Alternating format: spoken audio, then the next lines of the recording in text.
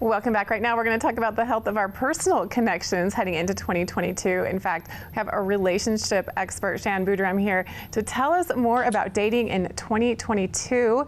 Shan, how are you today? Thanks for joining us. I'm doing great. We're talking about my favorite topic, which is connections, and looking forward to better connections. I couldn't be better. And Bumble conducted a recent survey about dating heading into 2022. Tell me more about that.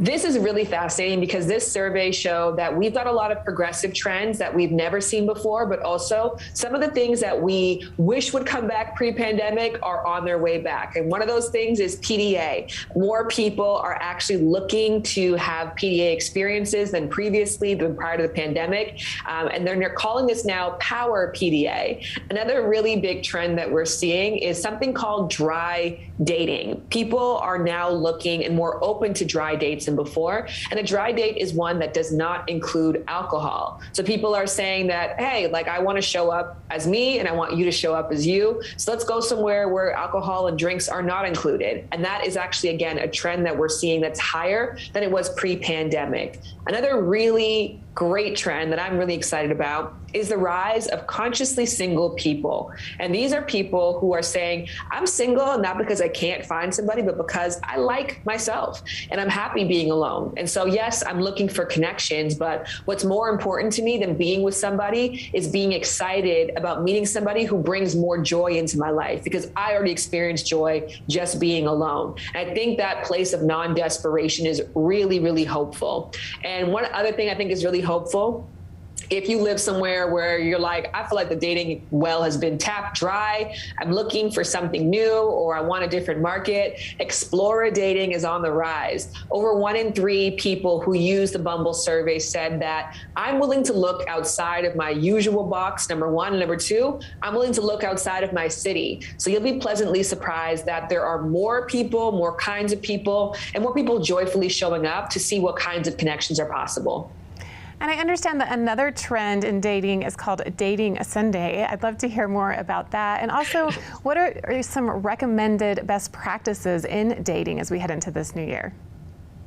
Absolutely. So Dating Sunday is kind of like Super Bowl Sunday, but I don't care about football. I care about connections. So it's more my Super Bowl Sunday. It essentially means that more users are online on this day. And it's the first Sunday after the new year. And you're going to see an uptick, not just in users, but people who are sending messages back and forth because they're activated. They made their New Year's resolution. They're really clear about what they're looking for, and they're clear on who they're looking for. So if you have not used the apps in a while because you feel like people are lagging or not as excitable, this is your time to get back on them and to make meaningful connections. And in order to do that, some best practices, I think first and foremost is to take advantage of the various updates that many dating apps have made. They're not what they used to be, and they now understand, because they've been listening to people, that people aren't just looking for any connection, they want meaningful connections. And in order to facilitate that, Bumble, for example, has now redesigned their main profiles. So when you're swiping, you don't just see somebody's picture, you also see their bio and some of their interest badges. And interest badges are a place for you to say loud and proud what your political affiliations are, what matters most to you, what you want to do on the weekends, where your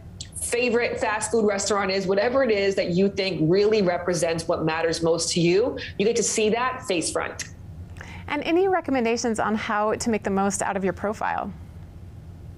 100%. So I wish that these were tips that were updated because everyone's doing the good things, but some people are still out here wearing sunglasses and having group shots of their rugby team as their first photo. People want to see you and just you. And furthermore, they want to see that confidence in you. And confidence means a smile, it means eye contact, and it means less filters. Being more authentically who you are is going to be the sexiest thing that you can do on these apps. I think another huge thing that people can do to update their profile is to ensure, again, that they're using all the different ways to tell their story. Less is not more when it comes to dating apps. The more information the app has about you, the better quality matches that you get. And also, of course, when people are swiping, the more they can decide if the two of you would be a fit for the various different kinds of connections that are out there. I think the last tip is, I know that dating apps happen on this phone, which is really private, but dating in best practices is done with the people who love and adore you in mind and in your corner. So invite them onto your profile, not to swipe, but to edit it.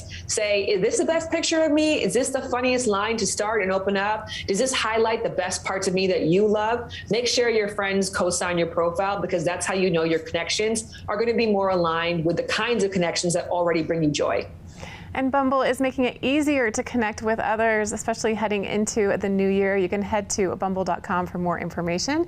And thank you so much, Shan, for joining us today. It's great to hear from a relationship expert. We appreciate the advice. We'll be back right after this.